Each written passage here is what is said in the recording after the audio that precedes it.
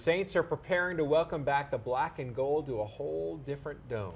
Millions of dollars of renovations are still underway. As Amanda Roberts reports, the Saints say it will make for a much different fan experience. The Mercedes-Benz Superdome looks a little different, hosting heavy-duty construction equipment. The $450 million renovation project is already giving the dome a whole new look. There's working 24 hours a day to get ready. One of the most notable changes, these 12 field-level suites that will put fans face-to-face with their favorite players. You're going to have players within feet or inches of you if you're lucky enough to be in one of those field-level suites. But you're also just going to see a lot more light and brightness in the bowl. You're going to see the corners opened up in a new way. You're going to see better sight lines from a lot of seats.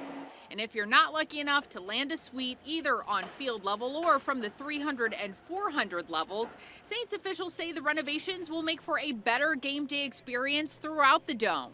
This is a historically significant building, and so what we've done is to make it, ready for the next 50 years with those realities. So we'd rank it up against any of the new stadiums coming in. With all of these renovations, officials hope that it will set the Superdome up to be a competitive venue for the next couple of decades.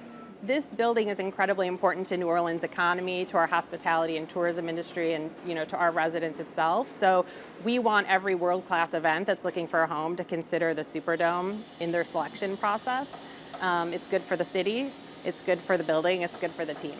Removing ramps inside the dome, expanding concourses, upgrades to clubs and suites, and making the dome more ADA accessible does come at a cost, though, like removing some 4,300 seats, including some season ticket holder spots. Officials say after the renewal period, they'll be reaching out to those folks about what's available to them. If we don't have something that meets their needs, we're going to place them on a priority wait list. They will not lose their season ticket holder tenure or benefits while they're on that list and while we work aggressively all year round to get them back in the dome as soon as possible. But one promise was made. Come game time, fans and players will both enjoy the upgrades. But from the Saints' perspective, we'll be ready to go on game day. Officials say there's also a lot of renovation work going on behind the scenes in the back of the house as well. It's estimated to be completed in 2025, but they say work will not impact Saints season. Shelley?